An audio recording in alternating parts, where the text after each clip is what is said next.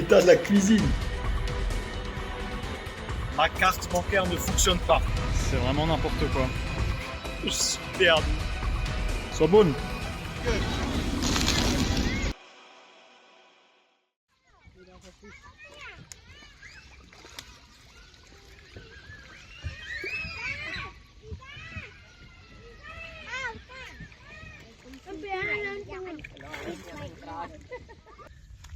Okay, turn it.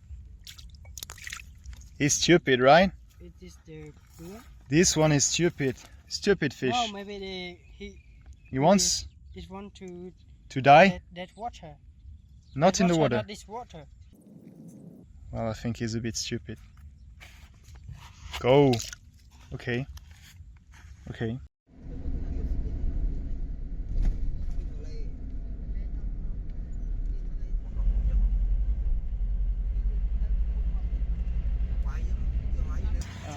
J'étais malade pendant tout le séjour en réalité, mais ça a empiré avant-hier soir. J'essayais de survivre comme je pouvais, mais là c'était un peu trop. J'étais carrément sous perf. Donc là je me suis dit peut-être qu'on va arrêter. Donc retour à la ville. C'est un peu dommage pour les enfants parce que c'était super chouette de leur donner cours, etc. Mais en fait j'ai pas envie d'y laisser ma santé et de devoir rentrer en France plus tôt que prévu parce que je peux pas continuer le voyage. Donc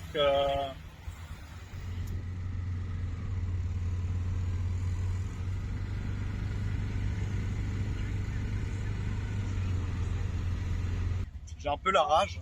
Donc là je suis de retour à Phnom Penh. Ma carte bancaire ne fonctionne pas. J'ai l'équivalent de 5 $ dans le portefeuille. Ma carte bancaire ne marche pas, c'est-à-dire que je vais dans les distributeurs de billets, ça ne fonctionne pas. J'essaye de faire des paiements en ligne, ça ne fonctionne pas, rien ne marche. C'est comme si ma carte était bloquée. Je vais sur l'application Crédit Mutuel, tout va bien. Impossible de contacter la banque puisque on ne peut pas faire d'appels internationaux. Et puis ils ouvrent dans 2 heures, donc c'est super. Voilà. Je vais vous montrer la vue depuis la chambre d'hôtel. Je vous préviens, c'est incroyable. Incroyable.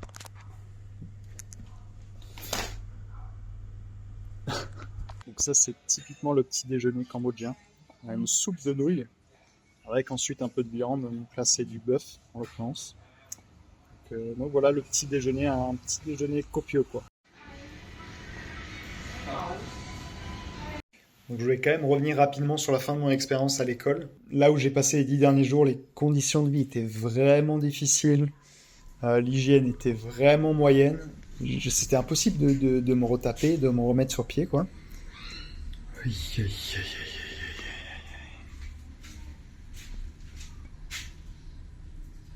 Et je pense que c'est l'occasion aussi de parler d'un problème plus général, le problème des déchets au Cambodge.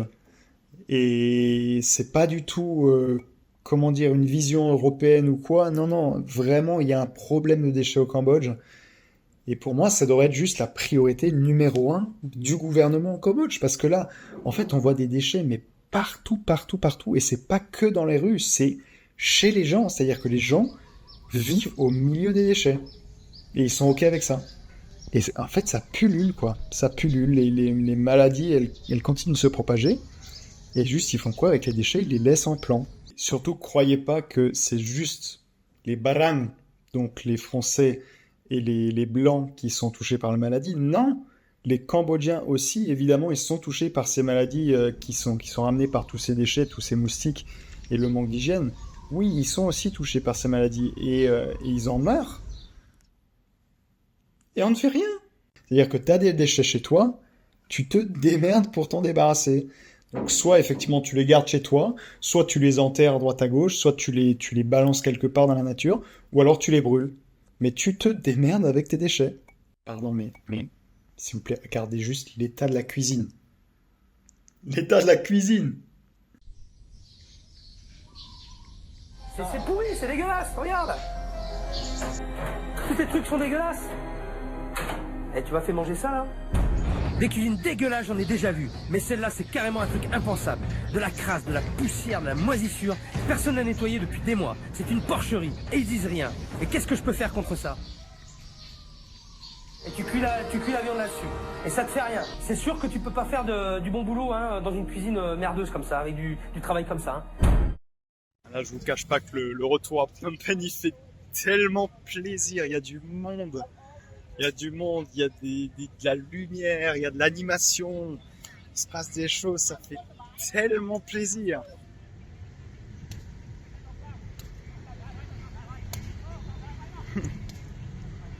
Regardez-moi ça. Est-ce que ça fait pas plaisir? Est-ce que ça fait pas plaisir?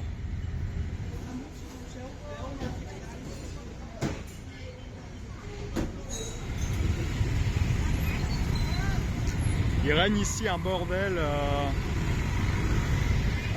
sans nom. Je comprends rien là. C'est vraiment n'importe quoi.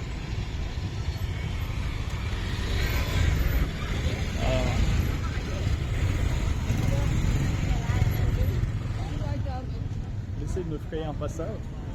Il y a du monde partout. Ça a marché apparemment.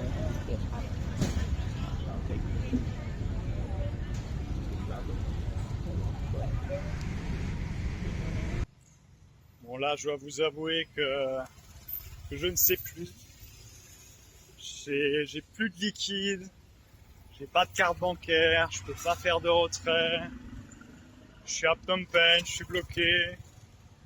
Quand est-ce que je vais partir, je sais pas. Quand est-ce que je vais arriver, je sais pas. Et je ne sais plus. Je suis perdu. Je suis en train de manger un pâté de crabe. C'est la fin du repas et c'est seulement maintenant que je me rends compte qu'il y a un lien avec Bob l'éponge. Un cafard, sauf que celui-là, il est plutôt monstrueux. Ah, c'est terrible. Aïe, aïe, aïe. Il va falloir que je le bute. And explain then. Donc à Phnom Penh, ils sont en train de charger plein de camions avec plein de provisions pour approvisionner les camps des 500 000 déplacés à la frontière. Sois bonne. That's the sky. Yes. Atelier peinture. Là, j'ai fait n'importe quoi avec la cathédrale de Strasbourg. Il est en train de réparer mes erreurs. In Cambodia, we have Brevi here. And in France, we have cathédrale de Strasbourg. Oh, okay. Oh, it's growing. It's getting bigger and bigger.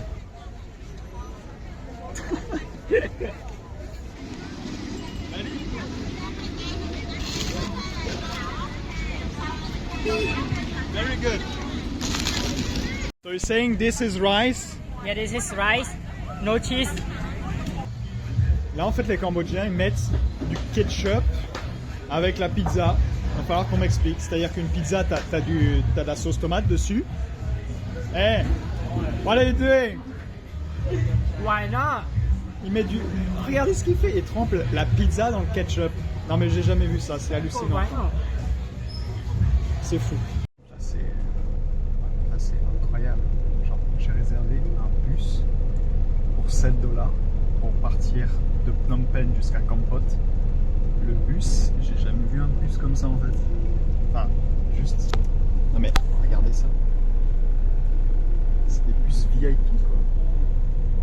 Il y a des écrans. J'ai l'impression d'être dans l'avion. Il y a plus de place que dans l'avion.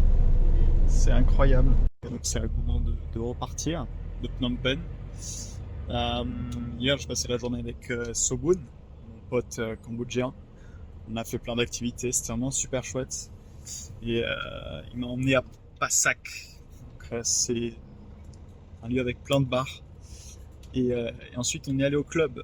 Donc là, je suis explosé. Je suis vraiment explosé. Tout à l'heure, ce matin, je voulais ajouter une nuit supplémentaire à Phnom Penh, à l'hôtel. Sauf que le prix était vraiment trop élevé. Donc j'ai décidé de partir. Et j'ai décidé de partir à Kampot. D'accord. Il vient de me donner ça. Et donc on a même été sur le Mekong. On a fait une petite croisière sur le Mekong. C'était vachement sympa. Et comme ça, à un moment donné, je lui dis, mais est-ce que tu as déjà été sur un gratte-ciel?